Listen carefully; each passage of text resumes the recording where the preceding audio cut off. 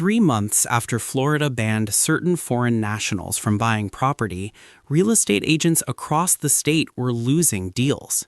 Families who had already signed contracts, who had put down deposits, were walking away. And in some cases, the paperwork to register existing foreign-owned properties didn't even exist yet.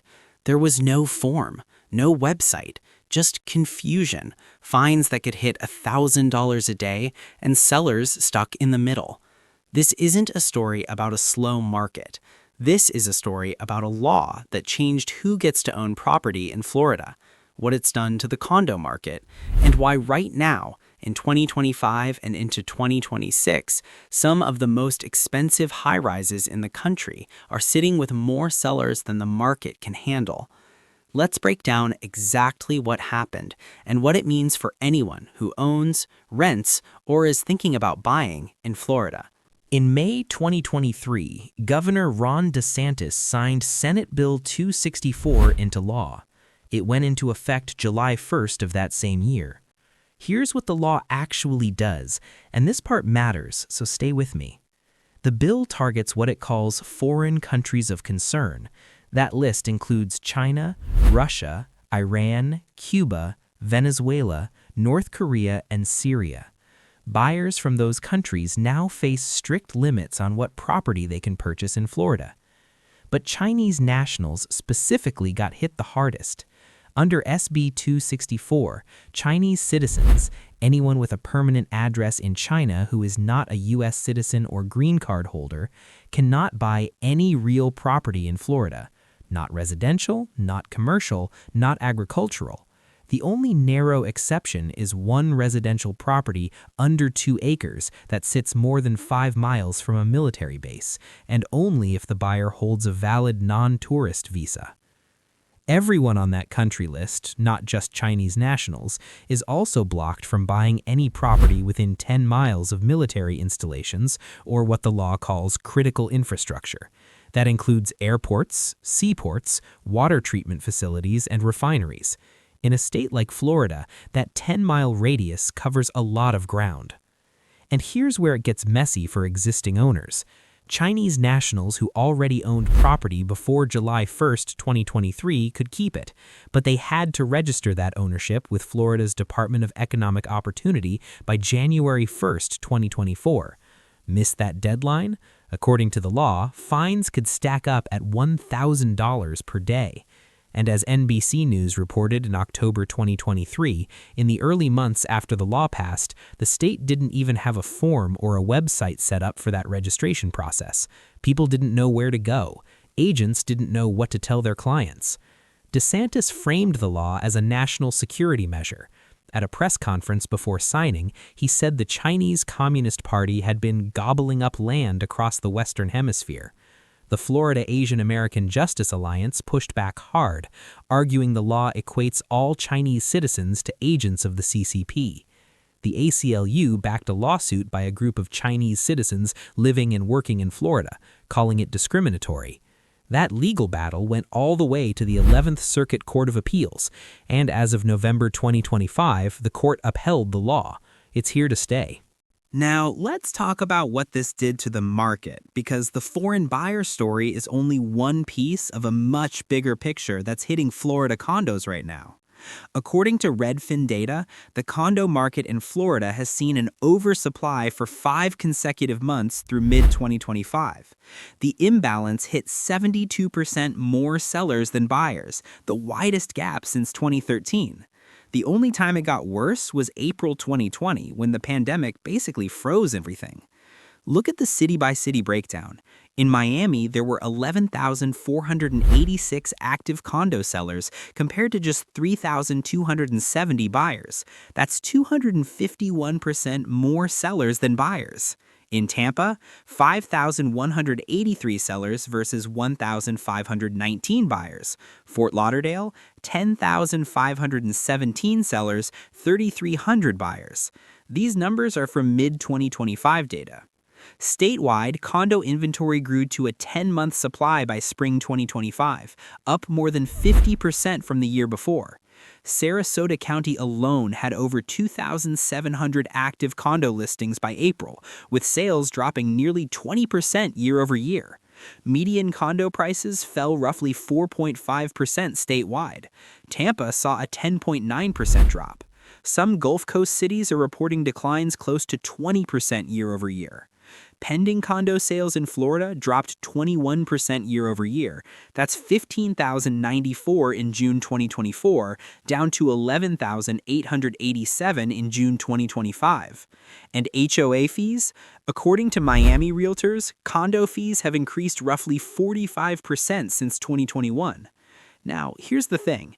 The foreign buyer ban didn't cause all of this, but it absolutely added pressure to a market that was already under stress from multiple directions. If you're finding this breakdown useful, hit that subscribe button. We cover the Florida real estate market every week, the laws, the data, and what it actually means for your wallet. So why are luxury buildings specifically feeling this? Foreign buyers have historically been a massive force in Florida's new construction condo market. According to Miami Realtors, in 2023, foreign buyers purchased about $5.1 billion worth of South Florida residential property. Miami-Dade alone captured 72% of that volume. A recent survey found that nearly 49% of new construction condo sales in South Florida over an 18-month period went to foreign buyers. When you remove an entire category of buyer from that equation and create uncertainty around several others, the top of the market feels it first. And at the same time, owners who already held units were getting hit with new financial pressures. Florida passed new condo safety regulations, Senate Bill 4D, after the 2021 Surfside collapse that killed 98 people. These rules require buildings over 30 years old and taller than 3 stories to undergo mandatory structural inspections every 10 years. Condo associations now have to fund reserve accounts for structural repairs. Those reserves cost money, and that money comes from unit owners. Associations that were underfunded had to start making up the difference fast. For foreign-owned units in older buildings, this created a real exit pressure. You've got a law telling you that you're in legal gray area. You've got new mandatory assessments potentially adding thousands to your yearly costs. Insurance premiums on master condo policies have roughly doubled since late 2023, and the buyer pool just got smaller because other foreign investors are watching the legal situation and waiting. Agents were describing the higher-end inventory as increasingly illiquid. Buyers in that tier, the cash buyers, the international investors, were pivoting toward newer construction with cleaner compliance records or less regulatory risk. The oldest, most expensive buildings in prime locations, sitting longer, price cuts becoming more common. In November 2025, Florida Realtors reported that nearly 44% of sellers statewide had already cut their listing price.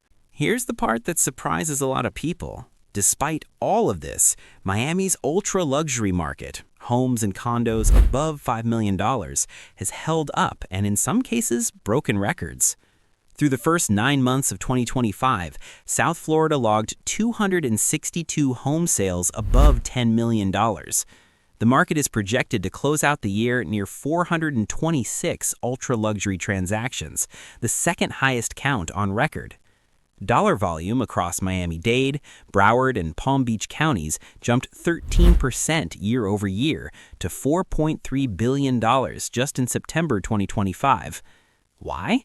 Because the buyers driving those sales are largely domestic, high-income households from New York, California, and other high-tax states who moved to Florida for the no-state income tax environment.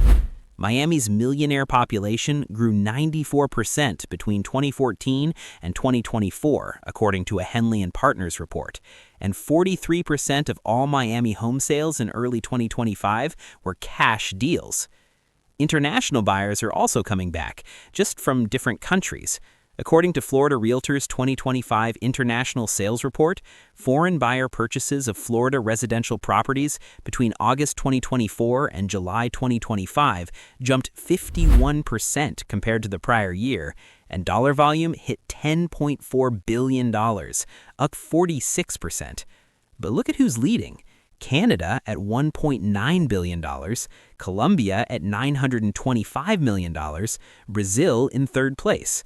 Latin American and Caribbean buyers now represent 45% of all international purchases.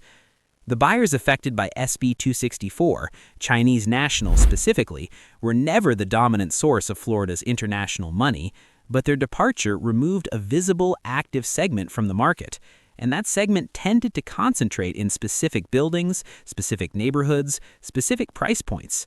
When that group stops buying and starts worrying about existing ownership, some of it does show up as inventory. So here's where things stand right now. Florida's condo market, especially in the mid-range and older building segment, is sitting in a buyer's market, the likes of which hasn't been seen since 2013. The foreign buyer law removed a class of purchaser. New condo regulations increased costs for existing owners. Insurance premiums nearly doubled, and the broader market shifted from a frenzy to a cool down. If you're a buyer, the numbers say you have more leverage right now than you've had in years. Sellers are cutting prices. Inventory is stacked.